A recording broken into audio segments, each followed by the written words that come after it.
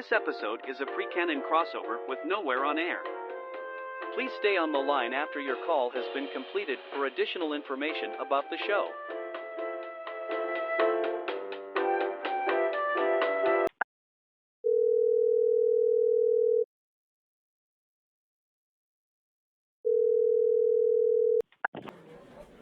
Hello, and thank you for calling the Supernatural Protection Company. Can I have your name, pronouns, and policy number? Oh, I'm Jess. Just Jess. She, her. My name's not just Jess, it's just Jess.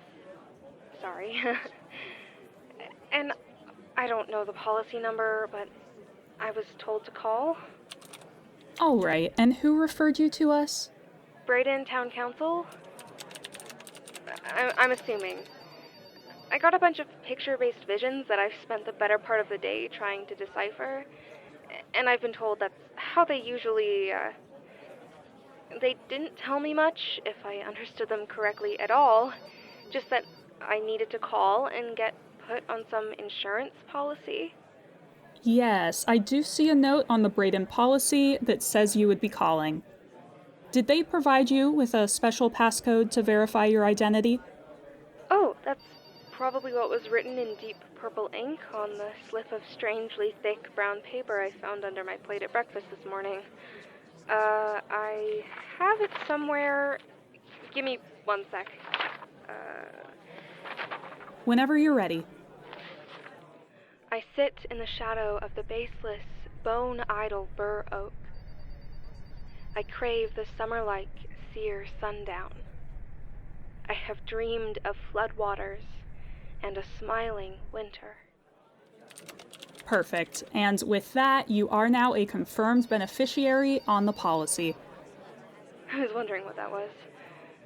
Okay, great. I'm sorry, but what exactly is this?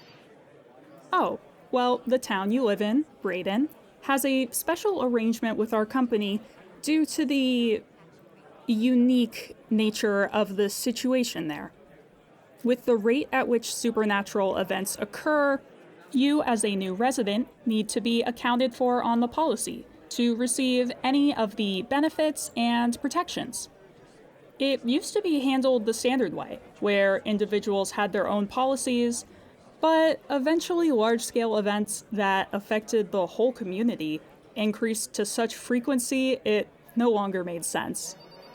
We entered into negotiations with Braedon's town council and came to the current agreement, providing generalized support similar to a community resource. Did that answer your question?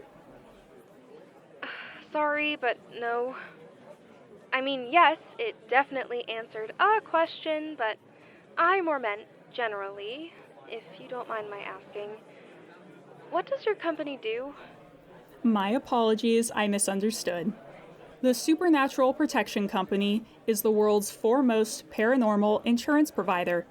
We mainly offer enhancements to existing policies through other providers, though we do have some specific in-house programs.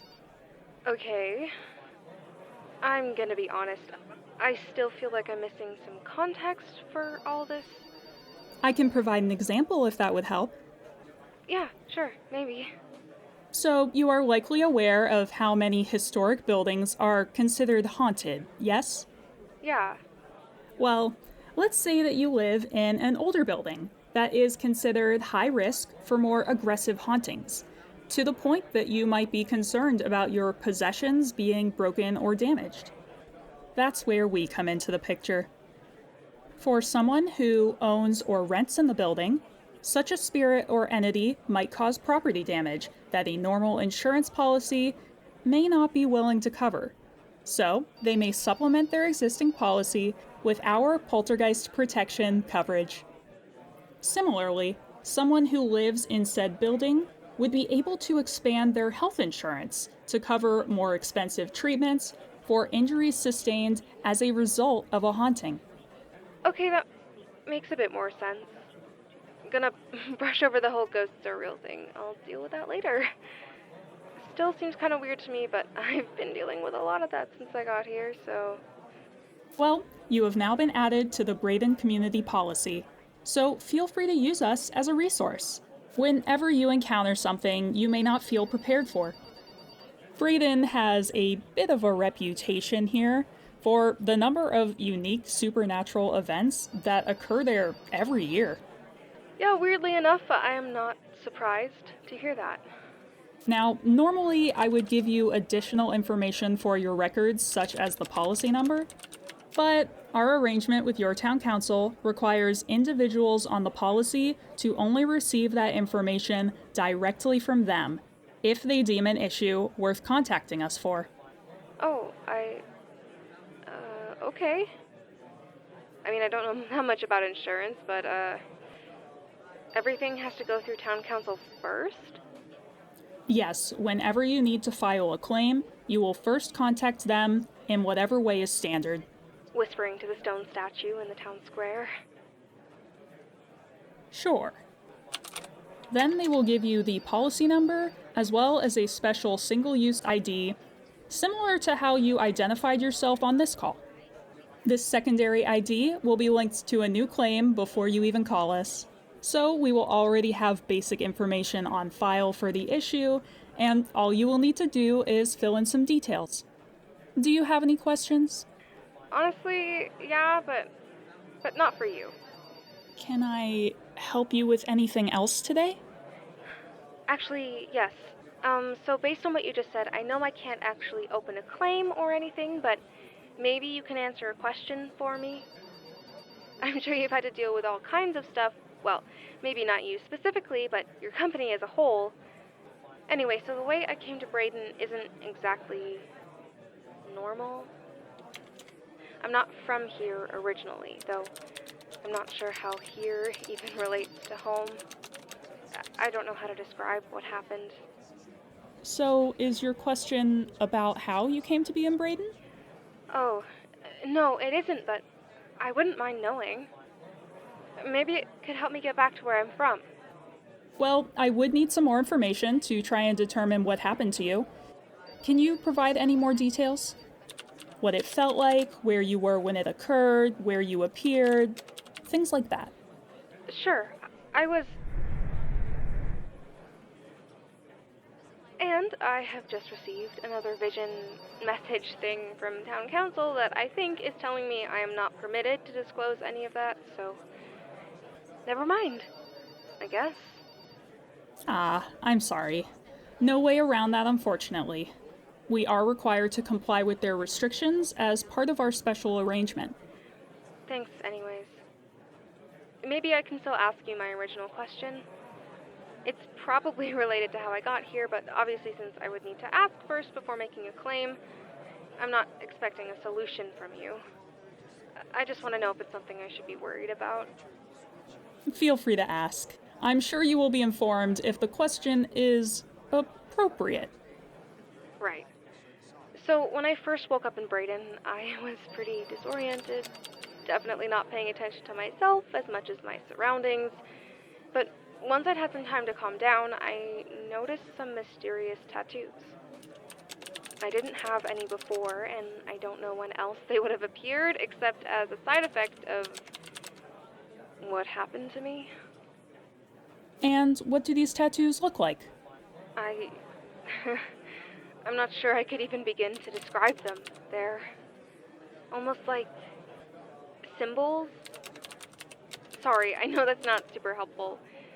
They're pretty abstract. That's probably the word for it. Is there anything else abnormal about these tattoos aside from their sudden appearance? Well, I didn't notice it at first because there was so much going on, but then I started to hear an occasional whispering. I just thought I was imagining it at first, but then one evening I noticed something behind my ear. I didn't make the connection for a few days, but I'm pretty sure that it is what's speaking to me. What kinds of things does it say? Are they words of encouragement? Threats of violence? No, it's more like... I don't even know if it's words. You know what? It's totally talking right now. Maybe if I hold the phone closer, you'll hear it?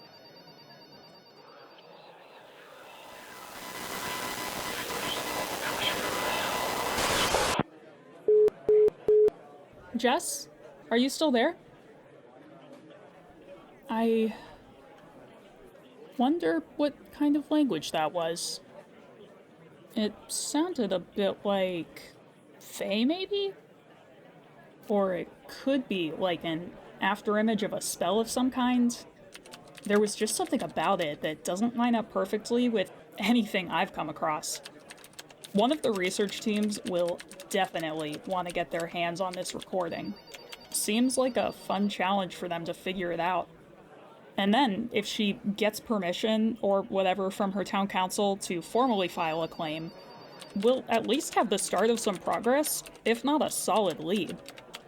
Her story and the whispering, in combination with what we already know and suspect about Braedon, it all feels part of some larger truth about the town that we haven't been able to grasp. Even just this, like, the raw power it must have to immediately sever our communications. Who knows what it could be? Oh, and, I hope Jess is okay. Obviously. You have one new message. This episode featured Jess Syratt as the voice of Jess. If you want to hear more about Jess's story, about Braedon and its mysterious town council, and all its strange corners and dark goings-on, check out Nowhere on Air, available wherever you get your podcasts. While you're at it, follow us on Twitter at Nowhere on Air for updates, the occasional coded message, and more. Thanks for tuning in. This episode of the Supernatural Protection Company was written and performed in collaboration with Jess Syratt, creator of Nowhere on Air. Her show is a wonderful mix of weird and mysterious, with the added bonus of being genuinely creepy at times. It's one of my favorite shows out there, and I hope you check it out. This show is produced by Safta Something, with cover art by Ash Leddy.